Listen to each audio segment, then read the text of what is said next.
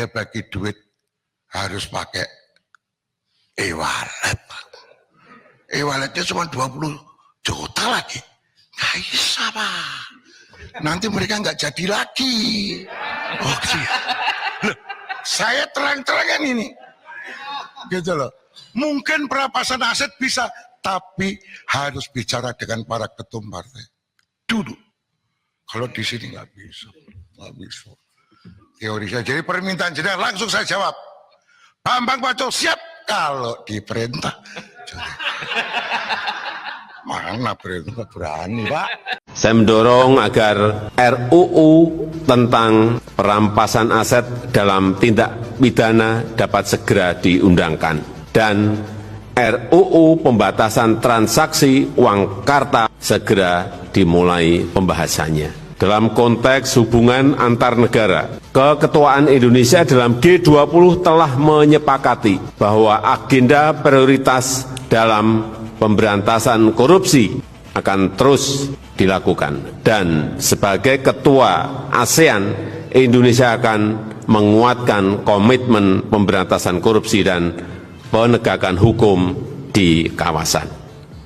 Saya tegaskan kembali, saya tidak akan pernah memberikan toleransi sedikitpun kepada pelaku tindak pidana korupsi. Saya rasa itu yang ingin saya sampaikan. Partai politik ini mesti sehat. Untuk menjadi sehat partai politik, itu nomor satu, harus memenuhi fungsi aspirasi yang diagregasikan dan diartikulasikan. Tugas siapa? Pejabat publiknya, anggota dewan, maupun presiden, maupun bupati, maupun gubernur. Nih. Sistem rekrutmen kader harus clear. Edukasinya harus clear. Budgetnya harus clear. Anggarannya harus clear. Fungsi anggarannya harus clear. Dan juga harus mempunyai fungsi elektoral. Karena itu terjadi perpindahan kekuasaan itu di elektoral. Kenapa kalian selalu bicara tentang presiden, capres dan cawapres? Karena inilah titik perpindahan kekuasaan elektoral itu. Kan gitu. Nah, jadi kalau partainya sehat bener, pasti akan menerbitkan kader-kader yang sehat. Karena sumbernya sumber yang sehat. Maka hasilnya kader yang sehat. Saya tidak mengatakan partai politik ini sudah sehat atau belum. Tetapi mari kita sama-sama berkaca. Nah, kalau partai ini kuat, kan ada yang mimpin, namanya ketua umum. Undang-undang yang menyangkut kehidupan berbangsa dan bernegara, dan itu penting, itu harus duduk dengan para ketua umum itu. Kenapa Pak Pacul mengatakan perampasan aset ini, RUU perampasan aset ini penting untuk dibicarakan dengan para ketua umum? Idenya harus dikomunikasikan dulu. Karena nanti, kalau nanti benar rumornya, kenapa kok rumornya benar? Ini kan baru diskusi-diskusi. Bahwa surat presiden, kan usulan pemerintah nih, Ya, belum sampai ke kita, Pak. Oh, surprise-nya belum? Belum. Oh, untuk dari pemerintah untuk membahas pun belum. Belum ada. Tapi diskusi sudah hidup di kalangan balik. Gitu loh. Bahkan dinyatakan bahwa nanti dalam surpres itu yang disertai daftar usulan DIM, daftar isian malah pasal-pasal yang dibuat pemerintah, ada pasal yaitu pembuktian terbalik. Nah, kalau pembuktian terbalik atas kekayaan itu bisa dipakai alat undang-undang ini oleh siapapun yang berkuasa untuk membunuh lawan-lawan politiknya. Padahal lawan politiknya sesama anak bangsa. Maka saya minta untuk bicara dulu dengan ketua umum partai. Ini agak teknis nih, Mas Pacul. Bagaimana tuh detailnya mekanisme pembuktian terbalik ini bisa jadi alat pukul gitu, jadi stick gitu. Ini bicara konten berarti Iya, ya, konten. bukan bicara ketua umum. Begini dulu ya. loh cara gobloknya. Cara gobloknya. Itu cara bodohnya. Kau anggaplah kau ini kan pembuktian terbaik untuk swasta juga loh. Ya. Bukan hanya untuk penyelenggara negara, tetapi juga untuk swasta. Kan gitu. Masuk melalui LHKPN. Kalau swasta SPT itulah ya. Semuanya lah. Faktur Thread. pajak.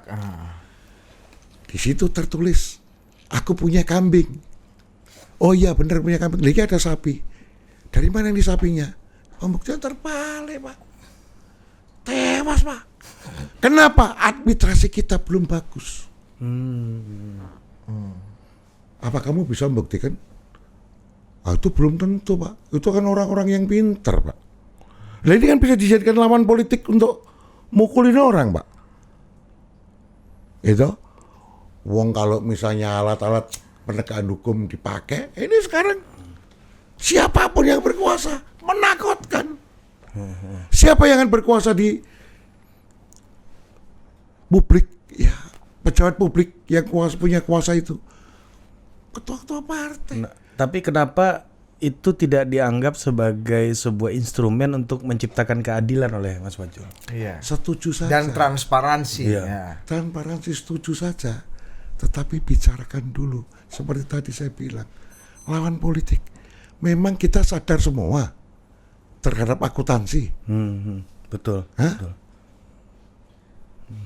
Kamu mendaftarkan kekayaanmu, ada jam hublot, tapi tiba-tiba kau pakai Rolex. Iya. Rolexmu dari mana? Pembuktian terbalik harus. Pembuktian terbalik. Oh, oke. Coba ilustrasi ini ya. Misalnya Budi penguasa, saya kritik Budi. Budi bisa kejar saya dong Bisa. dengan alat itu. berarti Sangat gitu. bisa. Meskipun saya pun sebagai penguasa bisa kena juga. Kalau sudah nggak berkuasa. Kalau nggak berkuasa. Nah, penegak hukum kan di tangan penguasa.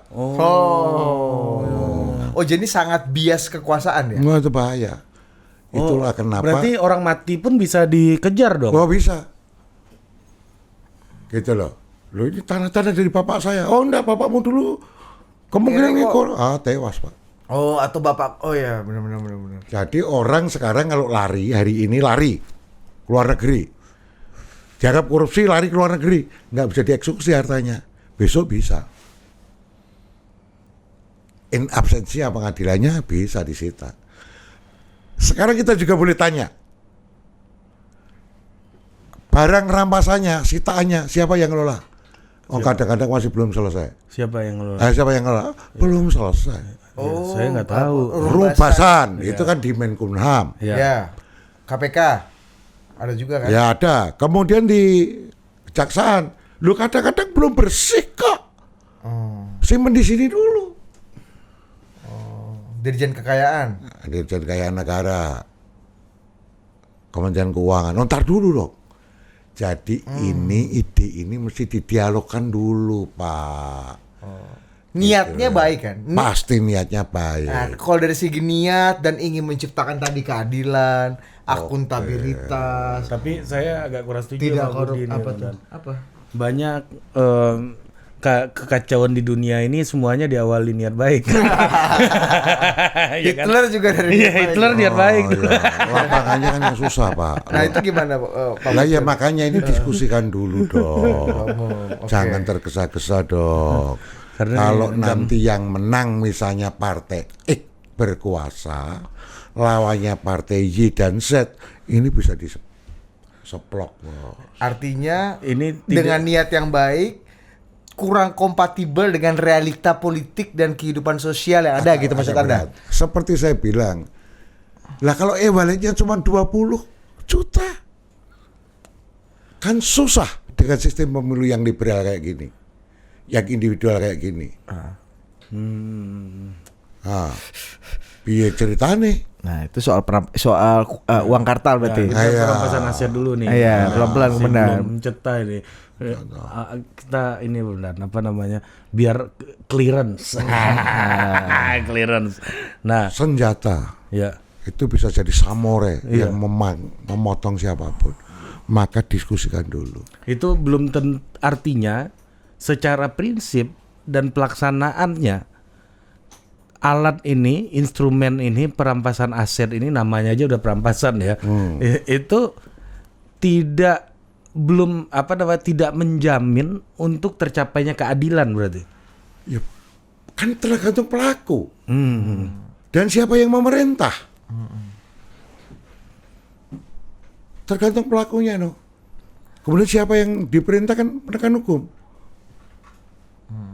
Jadi ini masih, menurut saya sih masih sabar dulu lah, diskusikan dulu lah. Endapkan dulu ke relung-relung ya. Iya. Ngomong dulu, terutama pada ketua-ketua umum partai. Karena apa, Pak Pacul? Karena ketua-ketua umum partai ini nanti yang akan punya kuasa. Mereka yang akan pakai itu nanti. Ya, ini kan berbahayanya kalau dia akan pakai ini, Pak. Oh, karena dia bisa jadi roda seperti roda, kadang bisa di bawah, kadang juga bisa di atas gitu. Artinya kan? it's not about just Bu Mega aja sebenarnya. Bukan seluruh. Saya bicarakan komunikasikan dulu dengan para ketum, lobilah para ketum. Oke. Kan gitu loh. Ini karena ini sesungguhnya, saya kan nggak ngomong begini argumentasi saya. Nanti jadi perdebatan panjang. Iya. Ya keluar dari konteks. Tetapi ini pancingan bahwa ini perlu didiskusikan. Oke. Karena ini menjadi samurai yang bisa memangkas, memotong siapapun. Nah, kalau yang kedua ini soal pembatasan uang kartal ini apa problemnya Pak Pacul? Tadi Pak justru malah perampasan aset Pak Pacul bilang ini masih mungkin. Asal tadi. Tapi kalau uang kartal itu Pak Pacul bahkan sudah kasih disclaimer ke Presiden Jokowi bahwa ini nggak mungkin Pak Presiden. Nah, itu apa yang bikin Pak Pacul bilang itu nggak mungkin Pak Pacul? Suasana diskusi Pak Pacul sama Presiden ini juga perlu kita tahu. Ini kan kita harus ngomong tidak kompatibel dengan situasi. Kalau pemilunya kayak begini individual, kan nggak kompatibel dengan pembatasan uang kartal. Ketika kita bersaing, itu kan at all cost. At all cost ya. Gitu loh. Menang ini ya. Karena mempertahankan pin ini kan Bos, ya kan? Merebut dan mempertahankan pin Oh, ini. ke situ perginya. Iya, Kalau iya nggak kan. ada pin ini nggak ada yang dengar pin Iya. Arman. Ngarit lagi kita kan. Nah. Kompetisinya kan menjadi kompetisi kemudian dibatasi. Gimana cerita, Pak? Berkelahi sama kamu harus dibatas-batasi. Susah, Pak. Wong kita berebut kok. Kan gitu loh. Karena sistemnya membuat seperti itu. Sistemnya membuat seperti itu. Itulah kenapa PDI Perjuangan minta tertutup, proporsional tertutup. Untuk membuat pemilu lebih Pemilunya relatif lebih murah dengan individu tapi organisasi. Kalau lo ngaudit organisasi kan lebih gampang daripada individu kayak yang berkelahi itu. Berapa ribu itu, berapa puluh ribu yang berkelahi dari kabupaten, kota, provinsi, DPR RI. Waduh, banyak sekali yang piye caranya. Apalagi prinsipnya dari level kabupaten sampai pusat ini sama, Mas Pacul. Sama. Lebih baik menang tidak terhormat daripada kalah terhormat ini. Jadi kalau kita itu berpartai, kan gitu loh. Itu kewenangan ketua umum untuk mengingatkan kita. Kalau saya bicara soal uang RU perampasan aset ini penting. Yang lain-lain mungkin nggak perlu. Aku membahas Undang-Undang Nomor 4 Tahun 2009 waktu itu nggak ada campur tangan ketua umum. Kita hanya ngelapor aja. Ini begini, ini mohon izin Bu, kita konsepnya hilirisasi. Hilirisasi kita buat, kan gitu loh. Kemudian untuk kebutuhan nasional kita pakai ini ruwennya, begitu.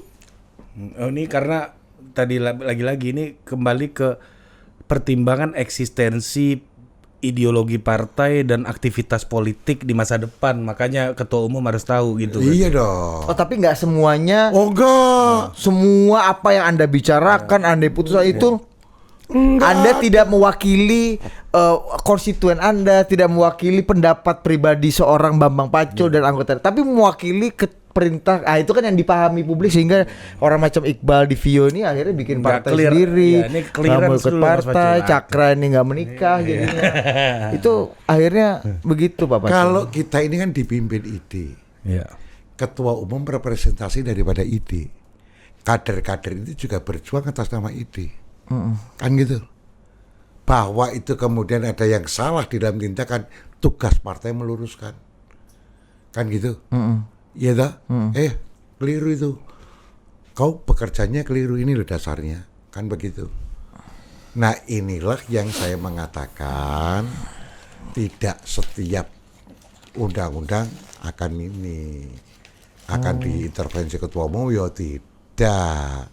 Tapi bagi kami yang penting, kalau tadi perampasan aset ini itu menyangkut kekuasaan yang saya khawatir bisa untuk membunuh sesama anak bangsa beda partai, atau yang berkuasa nanti kemudian menjadi otoritarian dengan senjata ini, kan itu berbahaya. Bahkan partainya bisa dibubarkan, bisa. Kalau partai dibubarkan ada peraturannya. Maksudnya bisa digembosi lah, digembosi habis, dengan bisa. Peraturan itu, karena menyangkut kepada kelembagaan dan organisasi partai itu sendiri, makanya butuh ketua umum stempel gitu. Keputusan politik dari para ketua umum yang harus bersepakat ini ya Pak Pacul. Iya dong, dilobikan dulu. Gitu loh, karena sangat penting. Clear. Kalau yang namanya Bambang Pacul bahas undang-undang banyak, nggak ada sama. Bu Mega selama saya itu dibimbing ide saya. Soal BP Migas itu Bu Mega ikut-ikut nggak dulu Pak Pacul? Nggak. Gitu loh. Asal kita dipimpin oleh ide kita. Oh, basisnya ideologi partai.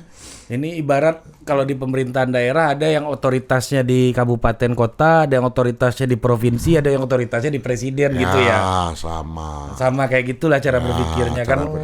Jadi semuanya dikasih ke anggota dewan ya hancur mungkin kan. Ide bisa macam sendiri-sendiri gitu kalau menurut cara berpikirnya Pak Pacul gitu. Tapi ya lagi-lagi kembali ke jadi ngerti, yang jadi kontroversi kan akhirnya loh gimana suara kami yang kami titipkan gitu kan. Ternyata enggak kawan-kawan. Kalau gitu ya makanya kalau cara berpikirnya apa guna anggota dewan, ya apa gunanya bupati, presiden aja sendiri kan sama aja kayak begitu kan cara berpikirnya. Kalau kita menghilangkan intervensi ketua umum itu untuk hal-hal yang dianggap strategis gitu. Boleh, Pak. Itu anggaran dasar pasti ada yang ngatur semua. Clearance tadi. Sekarang saya tanya sama Dika, saya mewakili orang-orang kecil. Mereka sudah awareness belum dengan perbankan? Bankable apa belum? Sekarang kan akses bank kita udah mau 80%. Ya kan boleh, tapi mereka udah belum. Kan belum, Pak. Orang-orang miskin mohon izin, masih banyak yang buta huruf. Gitu loh. Kalau saya bawakan semangat zaman elektoralnya, itu kan yang dialami semua. Semua anggota dewan ngalami. Kalau nanti pakai e-wallet, tewas kau. Tetapi yang benar di bawah itu adalah perjuangan rakyat bawahku belum siap. Jangan sampai mereka terdiskriminasi gitu. Jangan sampai dia kemudian berada pada kena tipu-tipu. Sekarang pun udah banyak tipu-tipu pinjol terus uang apa namanya itu yang duit kripto, hadiah apa gitu. Orang kampung kan percaya biasanya tuh. Iya betul. Disuruh transfer dulu ya kan, gadekan apa. Kita belum siap. Kita itu adalah konstituen kami belum siap. Itu kalau bahasa ideologisnya. Tapi saya tidak ngomong itu. Kita ngomong sesama anggota dewan. Makanya pakai bahasa itu. Biar mereka lebih relate. Ya. Daripada saya ngomong ini rakyat saya belum. Dan semua ketawa kan. Artinya cekta itu masuk tuh ya. Bahwa mereka mengalami hal yang sama. Artinya kalau nanti dibuat uang kartal, pembatasan uang kartal itu RUU-nya itu pemilunya kudu dirubah. Pak Pacul, tapi orang kan menganggap bahwa gini, berarti ini Pak Pacul dan mostly anggota DPR yang ketawa dan kayaknya setuju dengan Pak Pacul punya pendapat kemarin itu berarti mendukung dan mempraktekkan politik uang dong selama ini. Itu gimana Pak Pacul? Ya situasinya memang kayak begitu. Karena pemilunya gitu loh. Bukan hanya orang kadang-kadang pakai hadiah itu kartu yang kemudian isinya uang emas 1 gram 2 gram itu dipakai. Banyak jurus di lapangan. Ya, jurus ini ilmu kehidupan. Banyak itu ilmu Voucher, kehidupan. handphone, pulsa gitu bisa juga buat itu ya Pak Pacu. Ada yang pakai nepu, nanti ini kalau diterima, kalau ini menang nanti ini ditukarin pakai uang sekian. Wah. Tapi memang benar Dit ya, pembatasan uang kartal ini saya coba, kalau tadi Mas Pacul karena segmen bicaranya anggota dewan, maka dipakailah cara berpikir anggota dewan. Kemarin saya tes di sini, ada teman yang di sini. Saya tahu dia senang datang ke pijit-pijit kebugaran ini loh, Komandan kan. Vitalitas. Saya bilang, lu bayar pijit pakai barcode, pakai kartu, apa cash? Ya cash, sama nggak bisa lu bayar besok ke. Gak mungkin gua bayar pijet pakai kartu kredit, itu mustahil katanya gitu. Ketahuan lu pijit. Ya. Karena record tagihan di cek istri. Iya, ngeri juga ya. Iya. Katanya Ada temen lu bergaul sini. sama teman-teman gitu. Ada ilmu kehidupan ini. Oh, gaul lu Diko sama ini gitu. harus bergaul sama. Gua sama kayak di video, Bahkan bergaul sama orang suci aja dalam maunya. politik elektoral copet pun ada gunanya. Gitu kan, gitu udah ya. Suara. Penonton total politik. Oh, gue selama ini salah belajar Ini kan berarti. soal kejujuran. Iya. Iya dong. Tapi Pak, iya bener juga ya. Tapi kan gini ya, omongan Pak Pacul kemarin tuh, dari mulai semua omongan Pak Pacul lah, iya. soal orang anggota DPR pakai PIN tapi Apa gue sebut nama orangnya? Oh jangan. jangan. Ini undang-undang kerahasiaan aset. Kalau udah e-wallet tuh udah bisa sebut nama tuh, ada Iya. buktinya. Tapi gini Pak Pacul, kalau kita bedah ya omongan Pak Pacul kemarin yang panjang itu kan kayaknya semua yang sebenarnya kita udah tahu, kita rasakan, tapi kan kayaknya hampir semua politisi nggak berani mengungkapkan itu, Ya, apa yang bahwa bikin- PIN itu kalau udah nggak pakai lu jadi pesakitan, lu nggak dianggap. Ya, kayak orang jadi raja ya, mahkotanya itu yang bikin aura kekuasaannya itu Iya, hadir. itu kan gitu. kejujuran dan faktanya, tapi kan nggak pernah diungkapkan. Soal uang kartal, ya nggak mungkin klien-klien ini menang kalau pakai e-wallet. Perampasan aset, ya nggak mungkin itu bisa senjata. Pacul ini orang gala-gala ini nih. Kalau diperintah Korea ini, kalau diperintah sama juragan, semua siap. Itu kan fakta juga. Fakta. Cuma nggak ada nggak politisi yang bicara gitu kan, nggak ada. Artinya biasa berbicara dalam bahasa yang Floris bahwa kebangsaan bahwa dalam pertemuan ini antara Bambang Pacul, Budi Adiputro dan Ari Putra ini dilakukan dengan suasana kerakyatan, dengan keadaban Pancasila sesuai dengan Undang-Undang Dasar 4 pilar. Oh enggak gitu ya? Enggak. Bahwa Erick Thohir a rising star. Kok lu sebut nama sih? Ya kan, Itu kan Pak Surya, udah lu sebut-sebut. Ya kan ini model berpidato bernarasinya yang kayak Iya, gitu. artinya biasa politisi dan itu sorry gua potong, dan Mas Bambang Pacul kan berada di usia yang mirip-mirip lah sama Pak Surya. Iya. Kan semangat zamannya itu yang Iya. tren politiknya Floris, Iya. tren politiknya retorika politiknya yang tinggi, demagog gitu. lah kalau mau bilang Ya, lah. yang Kalau nggak mau tinggi lah, dibilang. yang tinggi gitu. Tapi kan ini konkret banget dan Realita. to the point dan realita gitu. Agak perih hati dengernya. Iya. Tapi that's the fact. Iya. Apa yang bikin Pak Pacul? Kan secara elektoral ini jujur ya, ini mungkin merugikan Pak Pacul. Maksudku punya image yang buruk, image yang Bagi sebagian kelompok. Iya ya, kan sebagai orang yang suci kan seperti di Vio gini, dia menganggap bahwa politik itu kok dosa ya. Kok pelaku-pelaku politik kok begini ya? Saya jadi Kok hijrah kayak gini aja. ya politik kita ternyata ya. Iya, Saya makin nggak percaya nih sama lembaga ini gitu. itu kan mungkin secara elektoral dan imaji publik, mungkin Pak Pacul akan dapat persepsi negatif. Tapi kenapa Pak Pacul berani Untuk bicara itu. bicara yang realita yang sebenarnya kita juga udah tahu realita gitu. Dan Tapi kan nggak live. Ya. Coba Pak Pacul, apa yang bikin Pak Pacul seberani itu? Timbangannya ya. Iya. Yang lain ketawa dan tepuk tangan doang. Aku nggak yakin tuh yang ketawa dan tepuk tangan tuh berani bicara fakta itu. Ketawa dan tepuk tangan ini bisa jadi maknanya ini. Ya diomongin nih isi hati kita nih. Iya. Ketawa kan akhirnya kan? Iya. Kalau nggak ngerti nggak mungkin ketawa. Kan? Iya. Kalau kita hidup ini, pertanyaan pertama itu adalah risiko maksimalnya apa? Kalau aku mau lakukan ini, risiko maksimalnya apa sih? kan gitu loh. Lah risiko maksimalnya kan saya dianggap bodoh.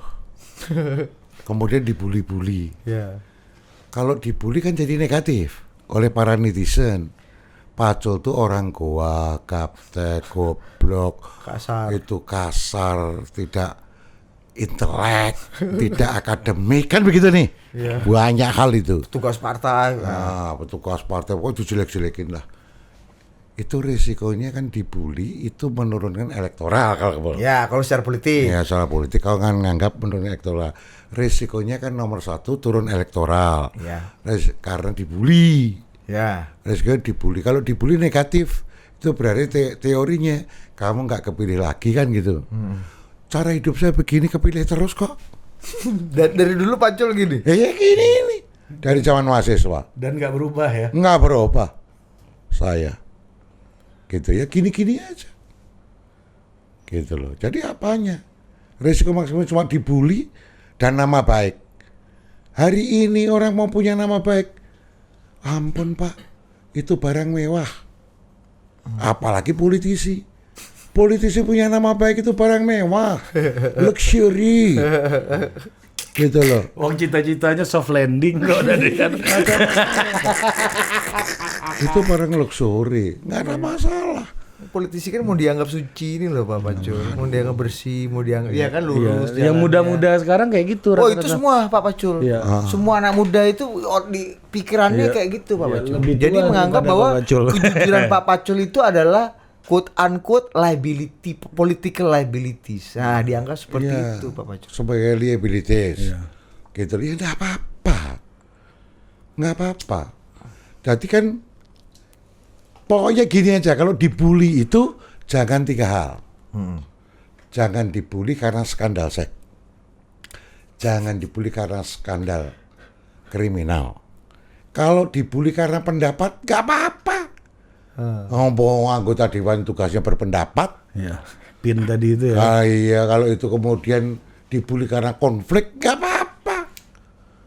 Cuman konflik 2 aja. Jangan skandal seks, Sama. jangan kriminal, skandal kriminal.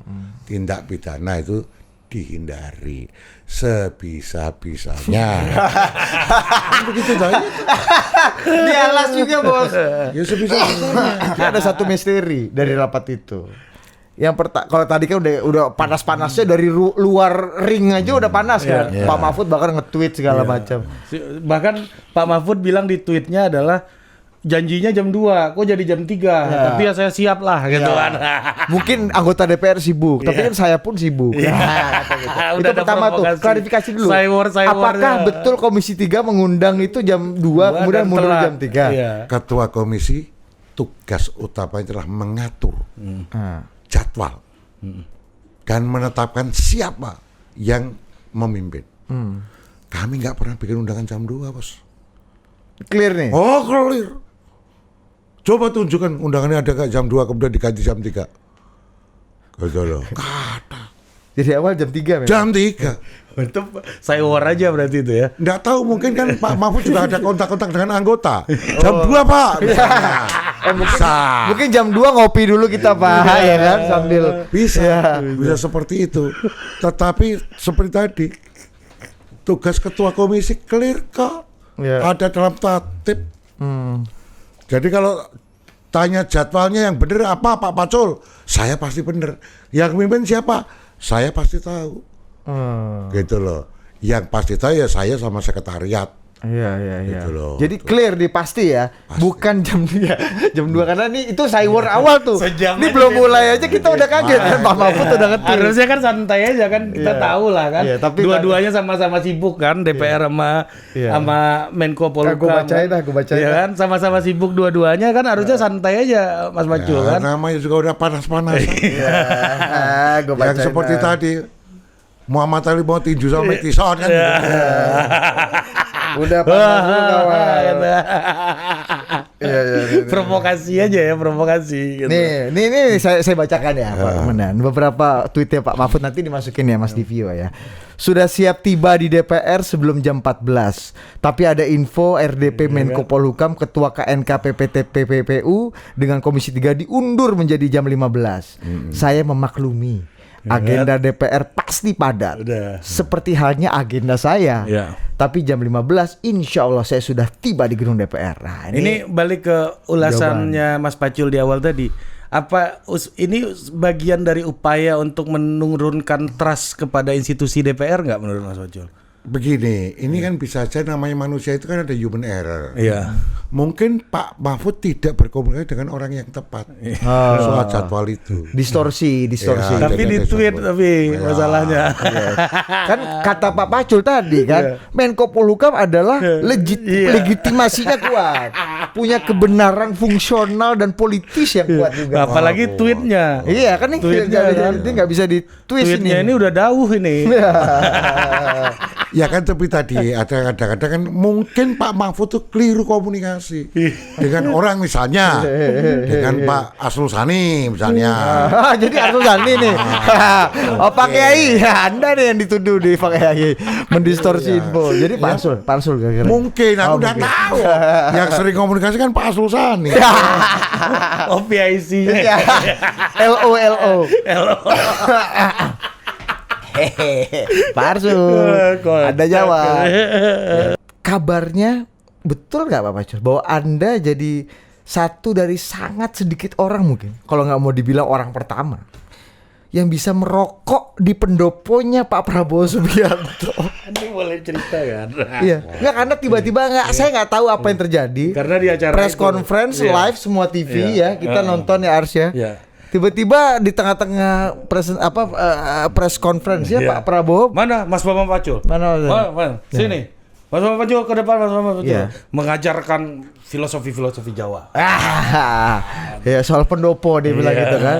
Dan saya dapat keterangan dari orang yang ikut juga dari dalam Dan pertemuan rombongan itu, itu, iya. bahwa di situ ada kegilaan pertama bahwa Pak Prabowo mengizinkan orang merokok di Nggak pendoponya. hanya mengizinkan. Mana asbak buat Pak Bambang Pacul. Ada itu keterangan orang dalam. Ya. Ini mitos yang dibangun, mitos yang beredar. Iya. Ini belum pernah konfirmasi nih. Iya, Betul nggak? Nanti dimasukin tuh edisi itu ya. Sebelum Mbak Puan juga kita dapat sedikit tausiah ya, ceramah falsafah Jawa dari Pak Bambang Pacul.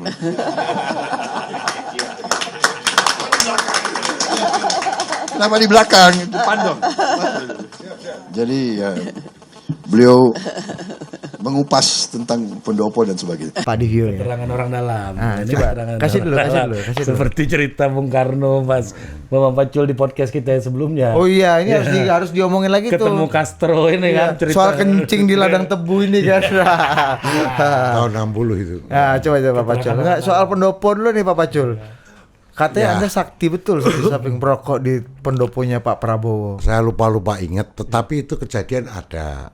Saksinya banyak, ada dari Gerindra itu ada Pak Musani. Jadi ceritanya adalah ketika Mbak Puan mau ke sono, kami tim advance Oh, datang lebih dulu. datang lebih dulu. Kami ini siapa aja nih? Saya ada Said gitu, Said belakangan, ada Pak Udut, banyak lah, Ya. banyak. Tim fraksi lah ya. Tim ada duluan, kemudian dari Gerindra. Gerindra ada Pak Dasko, ada Pak Musani, ada jagoan-jagoan. Pak Sugiono, Ya, ya. ada Uring Pak- satu semua ya. uring satu semua. Jagoan itu. Nah, Prasetyo Hadi, gitu semua. Kemudian ada Dona, Iya. Dona. Jangan lu kantongin. Itu cerita soal Pak Prabowo kan punya pendopo bagus.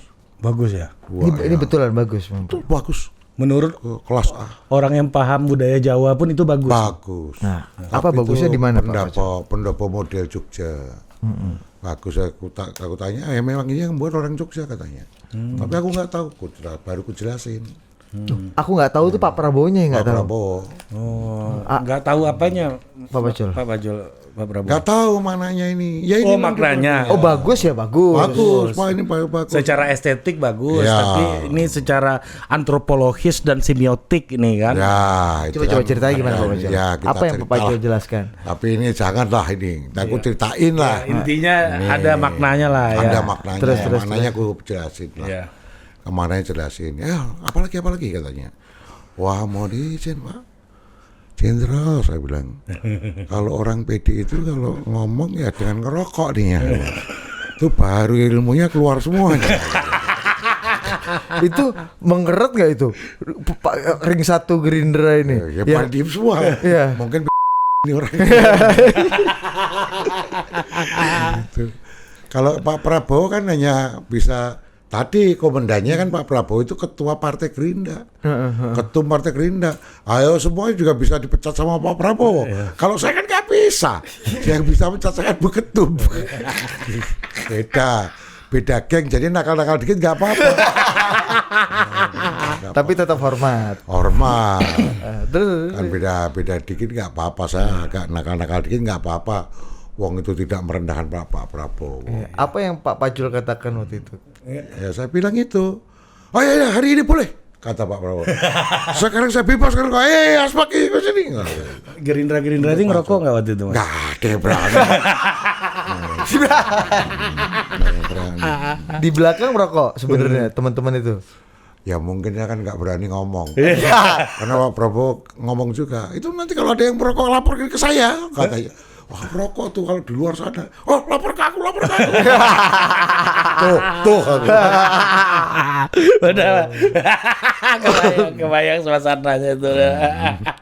Oh jadi Pak Prabowo betul ya. Jadi Pak Pacul setelah menjelaskan falsafah Jawa, filosofi dari pendopo, dan Pak Prabowo baru tahu juga. Ya. Terus disitulah Pak Pacul merasa bahwa ini waktunya yang tepat untuk meminta satu permintaan yang kayaknya sulit.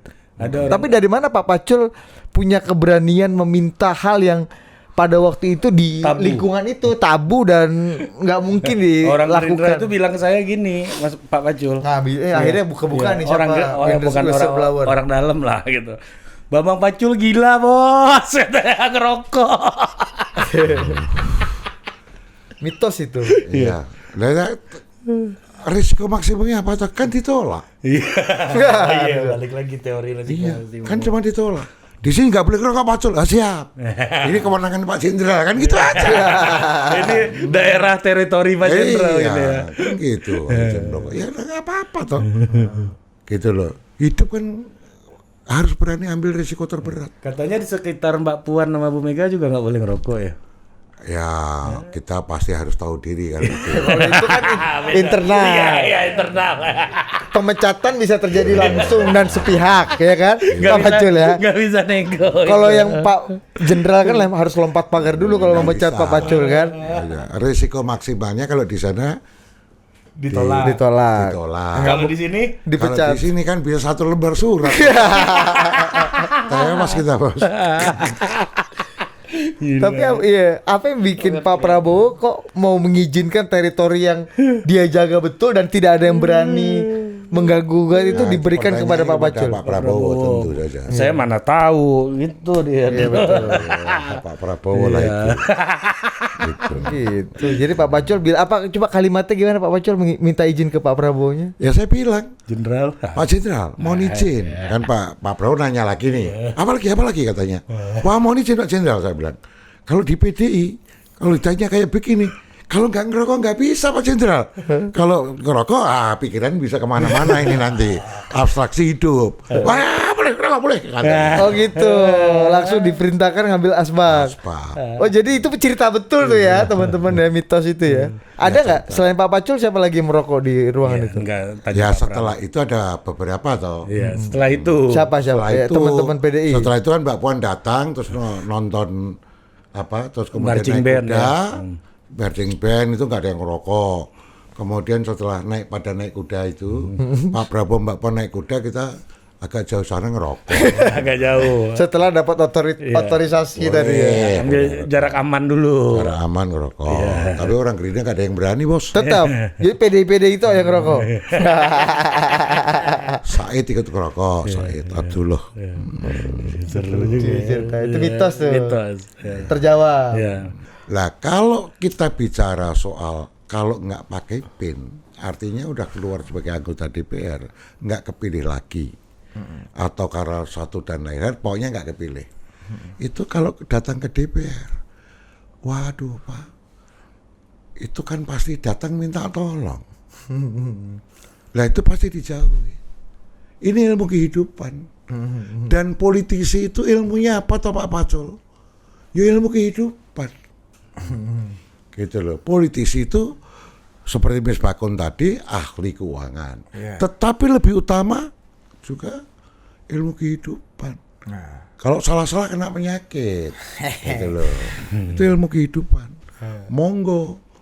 Kalau ilmu kehidupan itu kan bawa diri. Di samping bawa diri kan juga dia harus bisa memasukkan pikirannya.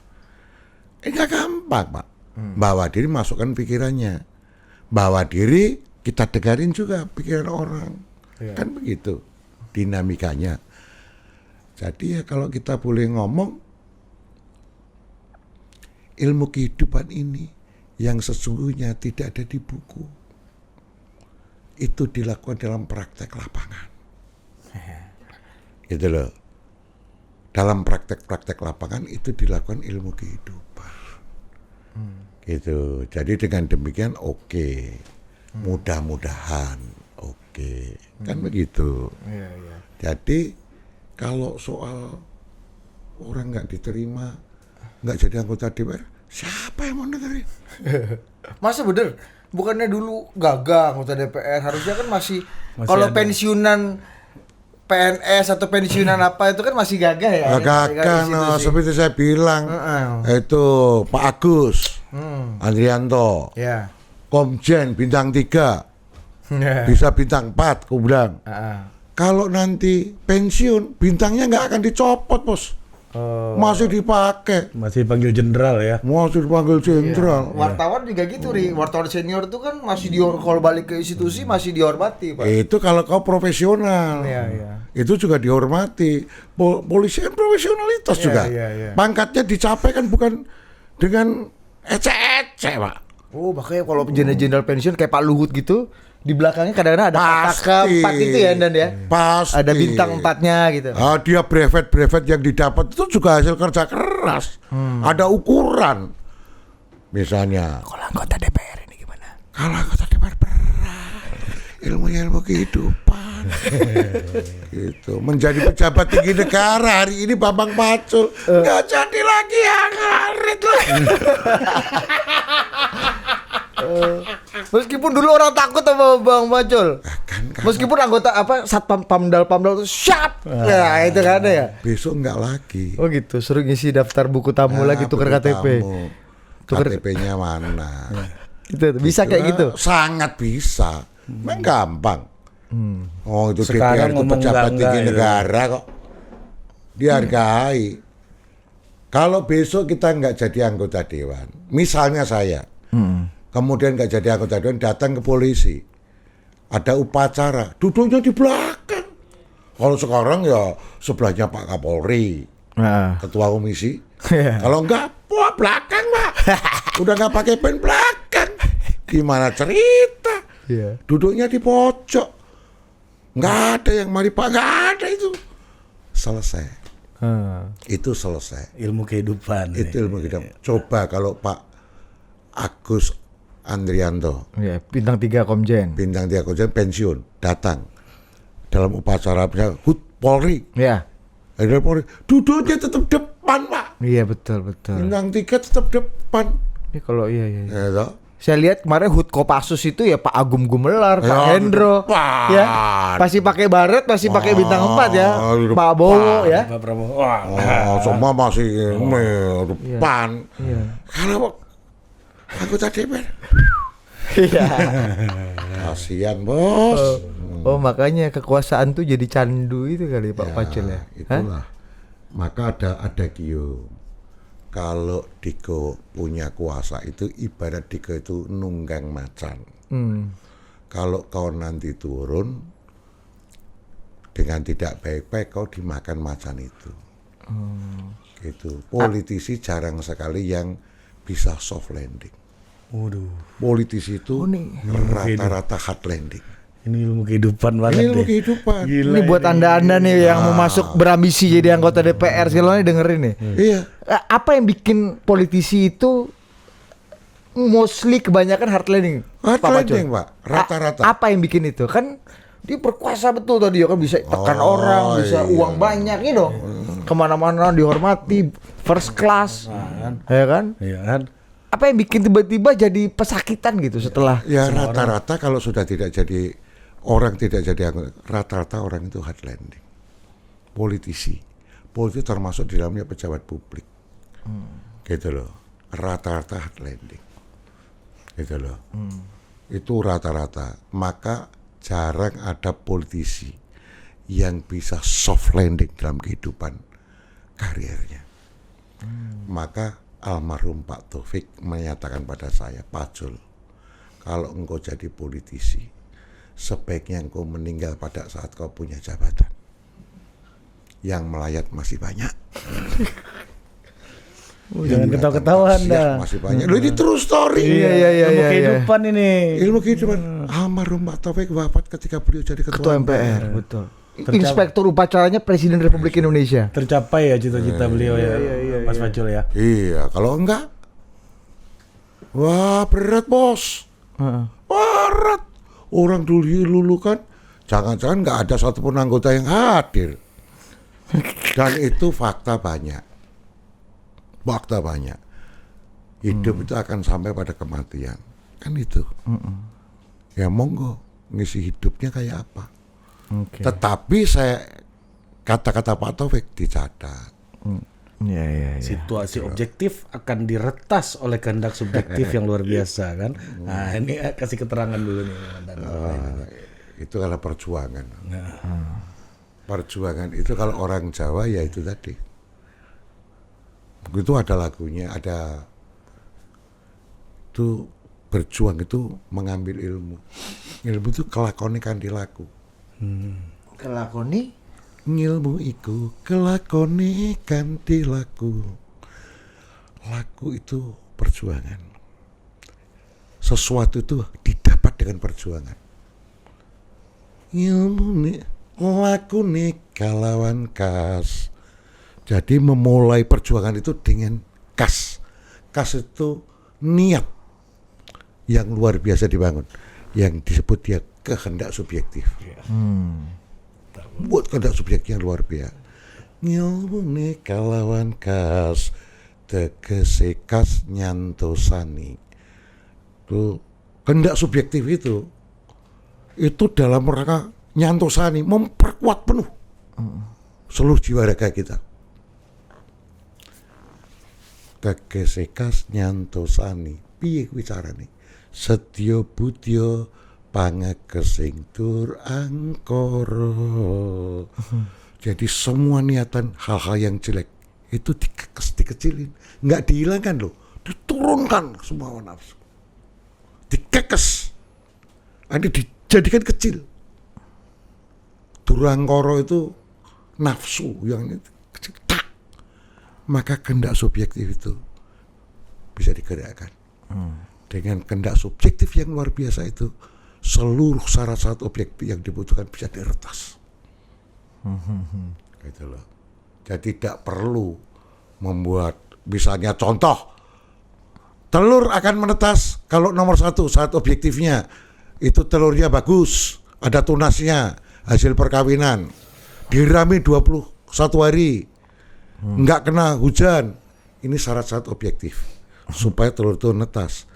Tapi dengan kehendak subjektif luar biasa dijadikan alat penetas telur. Bisa semua syarat-syarat itu hilang semua.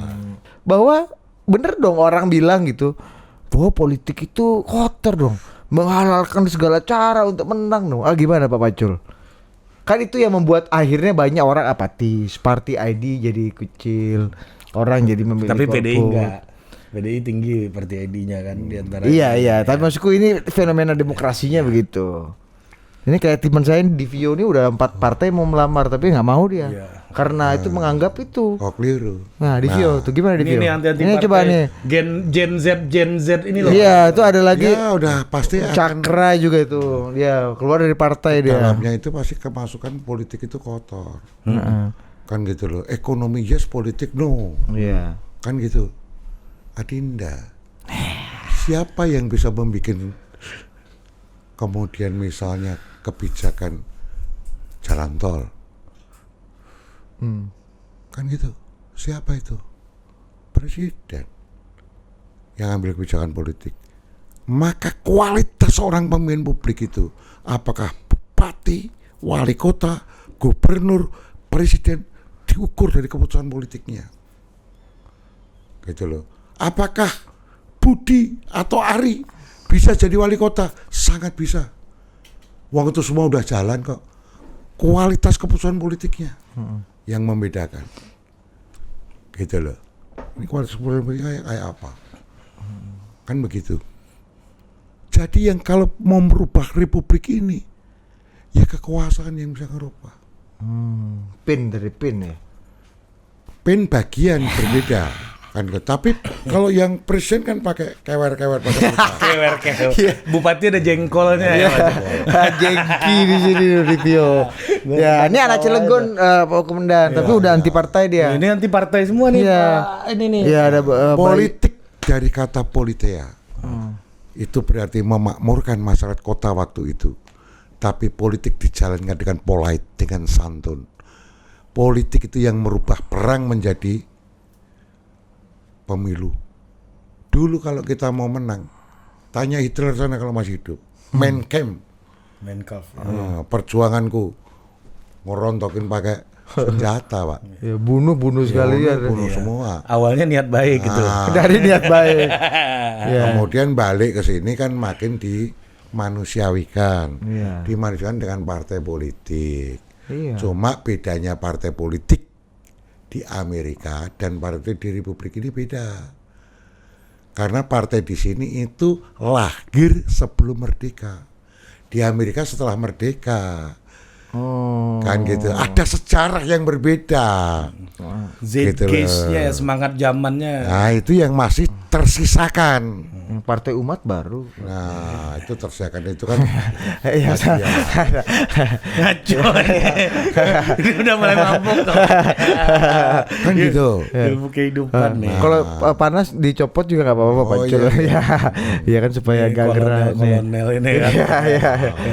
Nah, tapi iya betul. Ini menarik ya kan? Apa yang Ya, ini kita menjawab pertanyaan akhirnya Pak Pacul. Ini kembali ke tadi kontroversi Pak Pacul. masuk ke partai yang akhirnya harus ikut ibu ketua umum atau bapak ketua umum itu gimana? maka memilih partai yang punya cita-cita. Partai itu kan saya bilang the part of the nation, bagian dari bangsa ini yang di dalamnya ada aspirasi. Kenapa kau milih masuk PDI Perjuangan, Pacul? Karena dia memperjuangkan orang miskin. Kan gitu. Rakyat bawah. Kan gitu loh. Kalau PKB, NU basisnya Nahdlatul Ulama. Kebangkitan para ulama.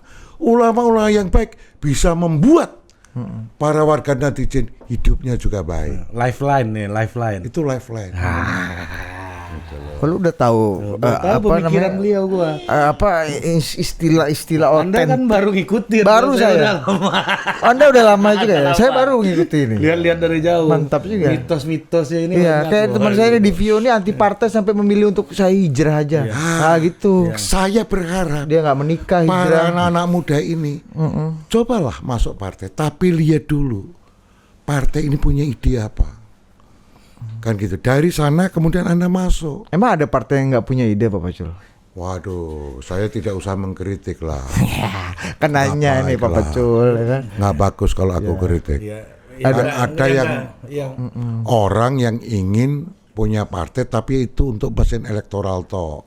Ada. Untuk mengangkat ada. Ada apa banyak? Aku nggak mau nyebut. Tapi nggak cocok sama Pak Pacul kan Ya, gitu. Pak Pacul kan tadi udah ada falsafah. Iya, Pak Pacul. Ada teman saya nih. Pak iya. Pacul partainya gambar banteng, bajunya jadi Puma. Macan pula. Iya, ada teman saya Iqbal ini cita-citanya ingin membuat partai kedaerahan. Partai Sunda ini dia mau. Itu gimana Pak Pacul? itu Untuk mundur. basis politik Mundur. identitas ini gimana? Ada teman saya Pak Pacul. Mundur dulu ada Jong Java, Jong Sunda, Jong Jong Selebes. Iya. Dia mau memunculkan itu lagi. Udah kita udah berada pada posisi Sumpah Pemuda. Jadi kalau kau kemudian membuat partai ke daerah-daerah ini, kau mundur. Ya, itu di handphonenya itu NKRI. wallpapernya masih foto Pak Solihin GP tuh. Mang Ihin. Tapi nggak apa-apa, tapi kan aspirasi Pak Pacul. Boleh, tetapi saya mengatakan hari ini itu kita sesama anak bangsa. Kalau boleh ya partainya nasional. Tapi itu kalau boleh. Nah, kan banyak teman-teman seumuran kami, anak-anak muda yang ingin memperjuangkan pikirannya lewat partai politik. Nah, apa pesan dari Pak Pacul sebagai orang lama di DPR ini kepada teman-teman yang ingin berjuang nih di 2024 ini melalui pemilu legislatif?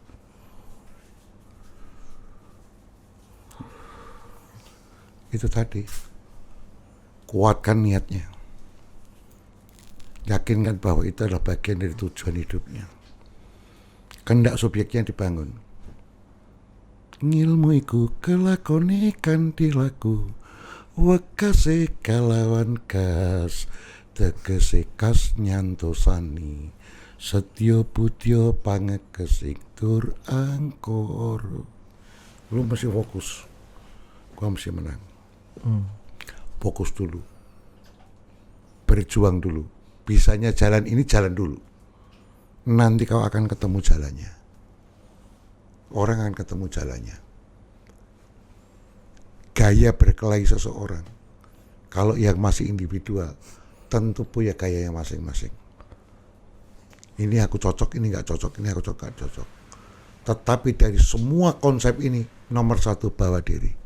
Bersikaplah polite, berikatlah sopan. Bawa diri yang baik, sikap sopan. Gitu loh. Jangan sombong. Ojo sesongaran. Ojo sesongaran. Ojo sesongaran. Ojo ngomong ngandar-andar angendekur. Kadya Maruta nyerang gua Kang Sirung, ojo. Jangan. Jadi kau tidak boleh, mohon maaf lah, dagu nggak tengah dah, jangan dulu. Kau pakai rumus 3S. Berusaha untuk tersenyum, kemudian sapa dan salam. Gitu loh. Senyum, sapa, salam. Senyum, kita sapa, Mas, kalau belum tahu namanya, Bapak, salam, sehat Bapak. Kalau Islam ya paham sendirilah. Pakai bahasa, oh nganggo kopiah, oh pakai sarung, berarti saya pakai assalamualaikum. Kan begitu toh salamnya. Senyum selalu modal pertama. Jadikan dirimu 3S. Senyum, sapa, salam. Senyum, salam, sapa juga boleh. Gitu loh. Nanti lebih ke dalam lagi, ada bedanya Pak Pacul, senyum, sapa, salam dan senyum, salam, sapa. Ada. Nah itu nanti. Di episode berikutnya. Ini kan pertempuran di lapangan, kompetisi.